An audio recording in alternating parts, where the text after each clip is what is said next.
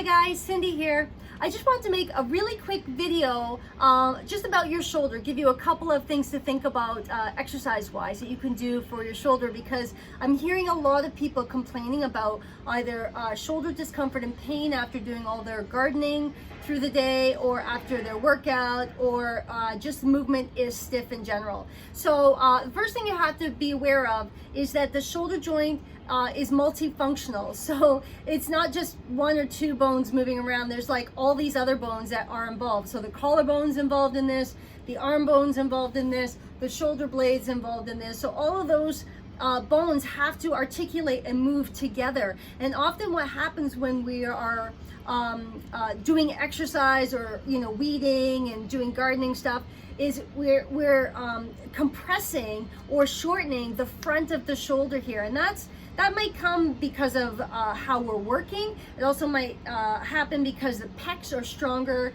than the posterior deltoid back here in terms of supporting the joint, so everything is kind of in that roll forward position. So you want to make sure that you keep this part of the shoulder nice and wide. So I think about this collarbone here having a nice extension outwards, right? So I'm not pulling the arm back, I'm just trying to widen this bone right here and try to open it up a little bit, and that gets these muscles supported. Now you'll notice I'm not pinching my shoulder blade back, so I'm just going from here into here, so I'm widening.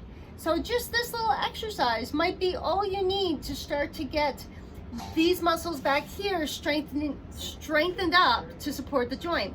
The other thing you can do as well, you can add weights to this. So you can get a band, open the shoulder, and then you can pull the band gently into this outward rotation exercise, and that is going to help strengthen up the rotator muscles in behind the shoulder here, to again help strengthen up the joint in the back of the body, so that the front of the body isn't all short and tight and not working well, because often again we get all jammed up when we start doing things. So be aware of where that shoulder joint is. Make sure it's not rolled forward while you're doing all this stuff. Okay, so I leave that with you, and we'll continue on, and I hope you have a great day. Hi, Cindy again.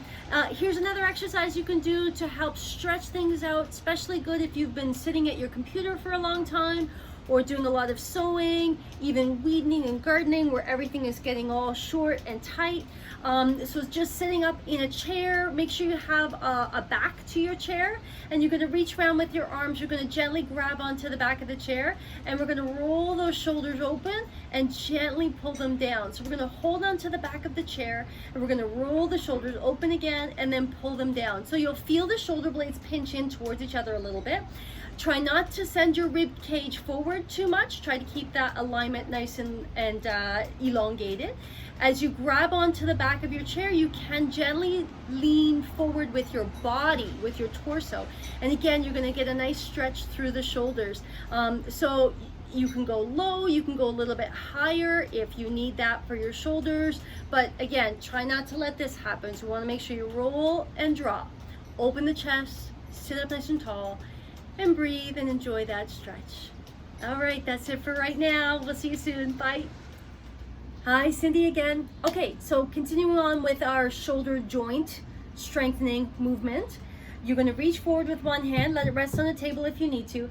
Find your collarbone here and place your finger right on top of that collarbone. What I want you to feel is, as the thumb goes up through space and heads towards the ceiling, the collarbone should be rolling under your fingers and then rolling down. We need to allow that collarbone to roll. It has to roll in order to allow for movement in the actual joint itself. So feel how that collarbone rolls back and back and back and back, and then forward, forward, forward, forward.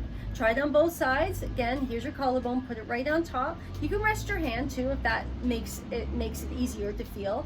And feel how that collarbone is rolling back, back, back, back, back as you come up, and forward, forward, forward, forward, forward.